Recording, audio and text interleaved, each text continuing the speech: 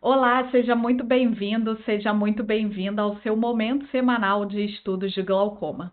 Eu sou Samantha Vasques, oftalmologista e especialista em glaucoma e catarata do Rio de Janeiro, e aqui no Glaucoma Academy eu te ajudo a aprimorar e atualizar os seus conhecimentos sobre o glaucoma para você poder cuidar melhor ainda dos seus pacientes.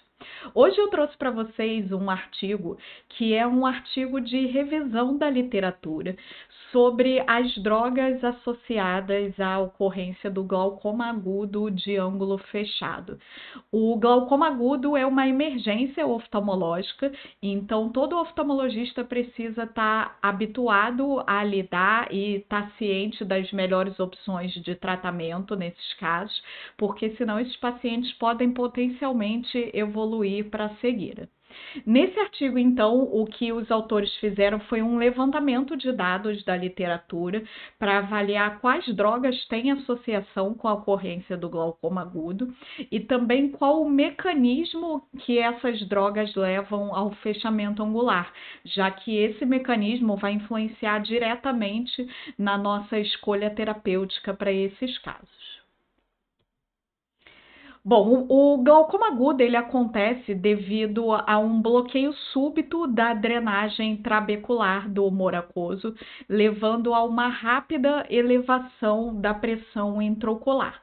E isso vai ocasionar sintomas de dor ocular, cefaleia, baixa visão, náuseas e vômitos, visão de halos. E ao exame desses pacientes, o que a gente vai encontrar são pressões intraoculares muito aumentadas, geralmente acima de 30, edema de córnea, câmara rasa, uma hiperemia ocular e também uma média midríase fixa. Nessa foto, a gente pode observar alguns desses sintomas. Vocês percebem que tem uma média midríase, a pupila não é muito bem reagente nesses casos em que a pressão ocular é muito aumentada, a câmara rasa e um leve borramento ali da imagem. Vocês percebem que não tem muita nitidez por conta do edema de córnea desse paciente. Agora, não é qualquer paciente que vai ter um glaucoma agudo. A gente precisa ter alguns fatores de risco que são uma predisposição anatômica. O mais comum é a gente encontrar nesses pacientes, principalmente alterações relacionadas a tamanho do olho e também a posicionamento do cristalino. Então, pacientes com câmara rasa, com comprimento axial curto, com anatomia da íris de íris em platô, que é uma inserção alta da íris, o diâmetro antero-posterior do cristalino espesso também, ou então a posição mais anteriorizada desse cristalino, e uma predisposição mais rara, bem mais rara, é a ocorrência de tumores intraoculares. Os pacientes tipicamente que têm glaucoma agudo são principalmente mulheres de etnia asiática e de idade mais avançada. Então, com o passar dos anos, com o envelhecimento, a gente tende a ter maiores chances de ter glaucoma agudo, principalmente por conta das mudanças do cristalino com a idade. Agora, nem todo glaucoma agudo é a mesma coisa, existem diferentes mecanismos de doença. Então, eu falei com vocês que o mecanismo do glaucoma agudo é um bloqueio da drenagem trabecular, mas esse bloqueio da drenagem trabecular, ele pode acontecer de diferentes maneiras, tá? A gente pode ter, por exemplo, um primeiro mecanismo é o bloqueio pupilar, que é o clássico que a gente aprende quando se fala de glaucoma agudo, é o mecanismo de bloqueio pupilar, mas ele não é o único. Tem outros que eu vou falar já já.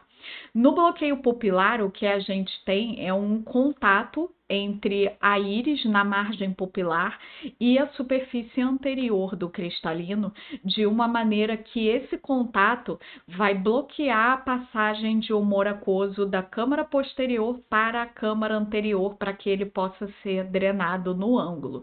Então, como esse humor aquoso vai ficar retido na câmara posterior, a gente vai ter um aumento da pressão intraocular e esse humor aquoso vai empurrar a íris para frente, formando aquele aquele clássico aspecto da íris em bombê, como vocês veem aí na foto, que a íris ela tá abaulada assim para frente, tá? Então essa íris empurrada para frente sugere um mecanismo de bloqueio pupilar quando a gente vê essa íris em bombê nesse aspecto da foto. Agora, um outro mecanismo que é um pouquinho diferente é o que a gente chama do ângulo crowded. Não sei, sinceramente, não sei se tem um termo em português que possa traduzir isso. Talvez um ângulo meio cheio, mas a ideia que esse nome quer passar é de que tem muita estrutura em pouco espaço. Então, são pacientes que têm a íris espessa e aí, quando a pupila dilata e aquele tecido iriano vai todo para a periferia, perto do ângulo, aquilo vai ficar com uma espessura muito grande que vai acabar tendo um contato com a malha trabecular e fazendo um fechamento angular quando a íris estiver nessa posição de média midríase.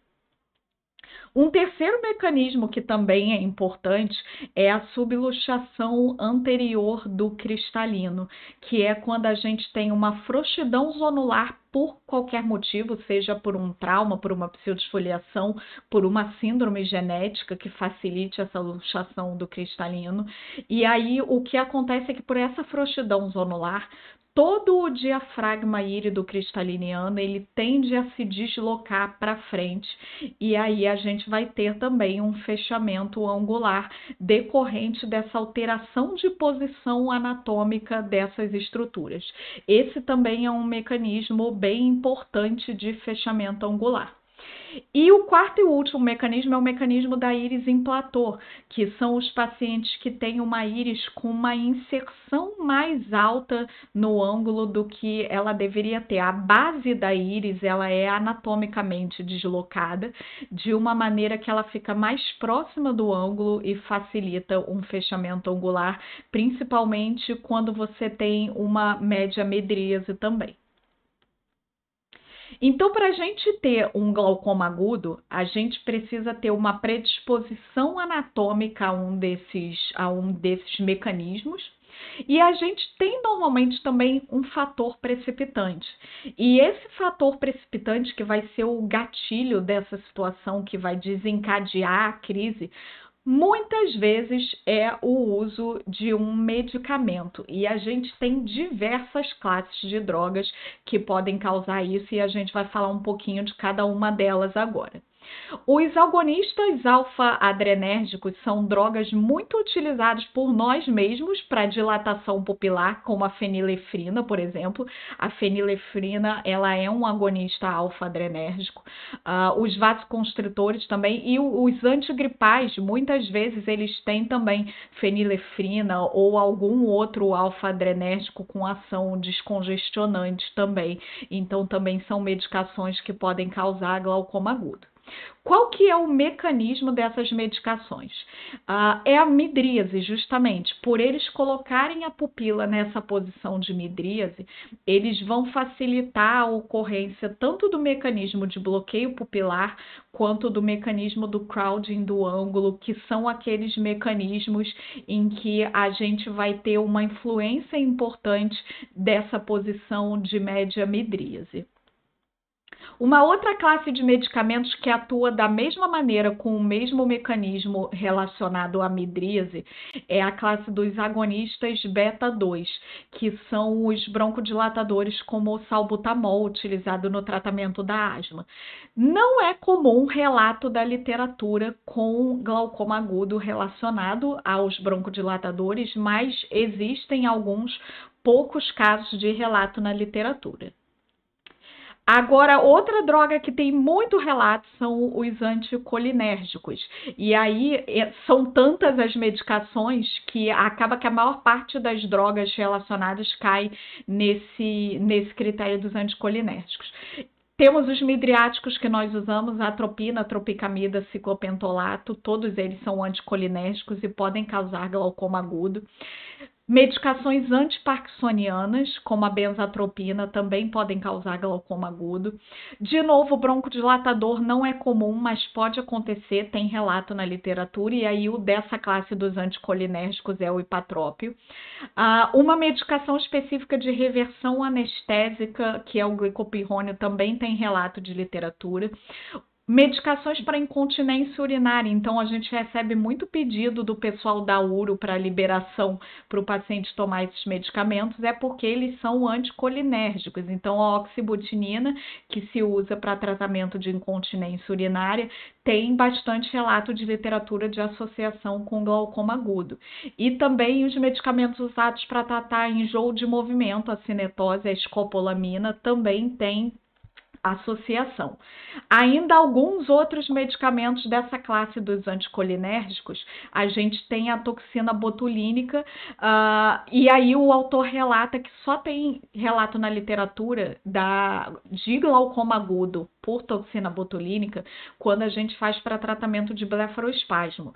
Ele não encontrou relato na literatura, pelo menos até a publicação desse artigo, que foi de uns 4 anos atrás, não tinha relato da toxina botulínica aplicada em outras regiões no rosto, somente para tratamento do blefaroespasmo.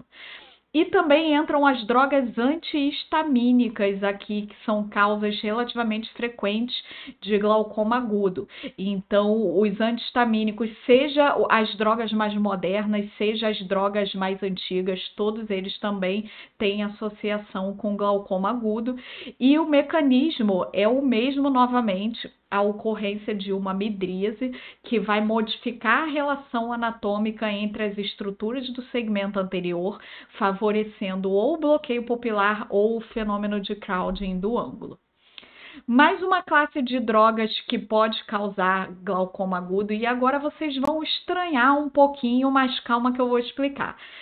São os mióticos, que são a pilocarpina e o carbacol. E aí você deve ter dado um bug aí mental de como assim pilocarpina causa glaucoma agudo, se a pilocarpina é uma das bases do tratamento do glaucoma agudo. Repara que o mecanismo aqui é diferente de todas as outras drogas que a gente falou antes, porque a gente está falando aqui de um mecanismo de subluxação anterior do cristalino. A pilocarpina, ela modifica a posição do músculo ciliar. Então, ela facilita uma anteriorização do cristalino. É por isso que quando a gente passa pilocarpina cronicamente para um paciente usar, esse paciente tende a ficar míope. Por quê? Porque o cristalino dele vai para frente. Então, o mecanismo principal aqui é o mecanismo de anteriorização do diafragma hílido cristaliniano. Mas repara que tem um mecanismo de bloqueio pupilar aí também. Então, vamos diferenciar isso. Aquelas situações anteriores em que a gente falou aqui, todas as outras drogas que eu já falei até agora, eles fazem uma média midríase. Essa média midríase leva ao bloqueio pupilar, porque obstrui o fluxo de humor aquoso ali a nível da pupila. Agora, quando eu tenho um mecanismo importante de cristalino nesse bloqueio pupilar, vamos lembrar daquela predisposição anatômica, os pacientes que têm um cristalino com um diâmetro antero-posterior bastante grande, então aquele paciente que tem um cristalino volumoso. É muito mais fácil esse cristalino volumoso fazer um bloqueio pupilar com a pupila pequena do que com a pupila grande, tá? Porque pensa assim, aquele cristalino curvo, barrigudinho ali para frente. Se você tem uma pupila pequena, você facilita a área de contato desse cristalino gordinho com essa pupila. Se você tem uma pupila grande e o mecanismo é cristalino volumoso, você abrindo a pupila, você facilita a passagem de humor aquoso pelas laterais ali daquele cristalino. Então, se você pensa em cristalino muito volumoso, é mais fácil ter esse contato com a pupila numa posição de pupila pequena do que numa posição de pupila dilatada, tá? Então, essa é é a particularidade do glaucoma agudo associado à pilocarpina. Então, se você pensar em cristalino muito volumoso ou em deslocamento anterior do cristalino, não é pilocarpina que a gente vai usar para tratar esses glaucomas agudos. É o contrário, é a atropina, tá? O que a atropina vai fazer nesses casos ela vai jogar o corpo ciliar para trás, o músculo ciliar para trás. Então, se a pilocarpina joga todo o diafragma irido-cristaliniano para frente, a atropina joga essas estruturas para trás. Então, se o mecanismo é cristalino volumoso ou mudança de posicionamento de corpo ciliar, o que vai ajudar nesse tratamento não é pilocarpina. A pilocarpina vai piorar. O que vai ajudar é a atropina. Quais são as alterações que tem esse mecanismo de cristalino volumoso ou de deslocamento do diafragma irido-cristaliniano? A microesferofacia, a pseudoesfoliação por conta da fragilidade zonular que esses pacientes têm, o glaucoma facomórfico e o glaucoma maligno. Essas são as principais situações, então, em que a gente vai pensar em dilatar a pupila do paciente para parar esse bloqueio pupilar ou então esse mecanismo de subluxação do cristalino. Mas tem mais droga ainda que pode causar glaucoma agudo. Nós temos as sulfonamidas e já você vai levar outro susto aqui. Quais são as sulfonamidas? Clássica medicação que todo mundo conhece que causa glaucoma agudo, topiramato. E tem alguns outros anticonvulsivantes também. Mas outras sulfonamidas, sulfametoxazol, trimetoprim e diuréticos, inclusive clortalidona, hidroclorotiazida e, agora é o seu susto, acetazolamida. Diamox também pode causar glaucoma agudo. Ele é uma medicação da classe das sulfonamidas. E essas medicações sulfonamidas, eles causam um edema do corpo ciliar. Esse corpo ciliar vai ter uma rotação para frente.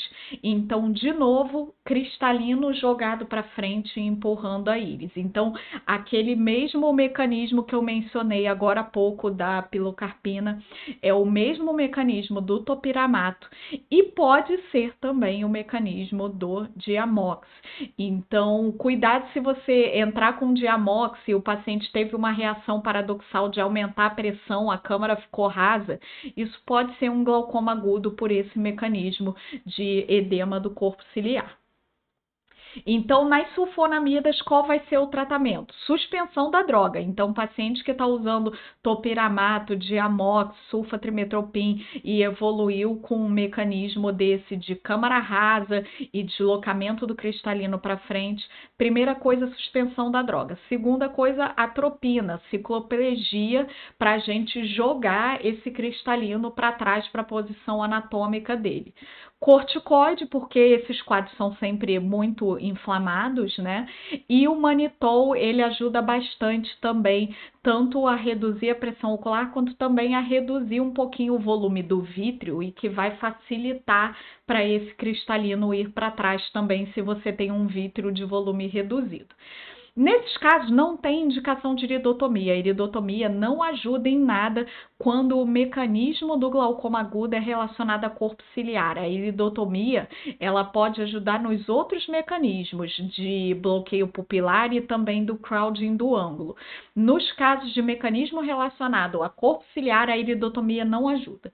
Não é que você não possa fazer. Se você tiver na dúvida, se você não identificar bem qual é o mecanismo, se o paciente não tem uma história de claramente estar usando uma dessas drogas que você fale, não, o mecanismo é esse. Se você está na dúvida, você pode fazer iridotomia. Mas se o mecanismo não for bloqueio pupilar e crowding, se o mecanismo for de corpo ciliar, a sua iridotomia não vai adiantar nada. Esse paciente vai continuar tendo um glaucoma agudo. Mas se você está na dúvida, você pode descartar o bloqueio pupilar com uma iridotomia. E lembra de novo que nesses casos, pilocarpina é contraindicada. A gente precisa jogar esse cristalino para trás e não para frente. Mais uma classe de drogas classicamente associada a glaucoma agudo é a classe dos serotoninérgicos, e aí entram diversas medicações psiquiátricas. Então, tudo que é para tratamento de depressão, transtorno bipolar, ansiedade, síndrome do pânico entra nessa classe aí, porque a gente tem várias medicações psiquiátricas, inibidores de recaptação de serotonina, inibidores da monoaminoxidase, os antidepressivos tricíclicos e também os triptanos. O que essas medicações fazem? Elas têm dois mecanismos aí. Um é de aumento de produção de humor aquoso, mas esse não é o mecanismo mais importante. O mecanismo mais importante mesmo é o de bloqueio pupilar e de crowding do ângulo. Então, cuidado para não confundir, porque agora a gente voltou para aquele primeiro mecanismo que a gente vinha falando de bloqueio pupilar. Então, as medicações de tratamentos psiquiátricos, elas favorecem o bloqueio pupilar. Com uma exceção, que são os inibidores de recaptação de serotonina seletivos, que são o escitalopram e a venlafaxina. Essas duas drogas em especial, elas podem também ter um mecanismo de efusão de coroide e aí cair naquele mecanismo de rotação de corpo ciliar e aí não vai responder com a iridotomia. Então, esse é um caso especial em que a gente tem duas drogas que podem atuar por dois mecanismos que são muito diversos. Então, pode ter um mecanismo de bloqueio pupilar e pode ter um mecanismo de corpo ciliar. Então, é difícil de distinguir qual é a situação que aquele paciente está, se ele está com uma dessas medicações. Conclusões. O glaucoma agudo, muitas vezes ele é induzido por drogas que são o gatilho para uma predisposição anatômica que o paciente já tem. A gente tem dois grandes mecanismos principais, que são o bloqueio pupilar e a anteriorização do diafragma írido cristaliniano, lembrando também dos outros mecanismos menos comuns e menos clássicos do crowding e da íris em platô. Então, é importante a gente diferenciar qual o mecanismo para a gente fazer o tratamento correto.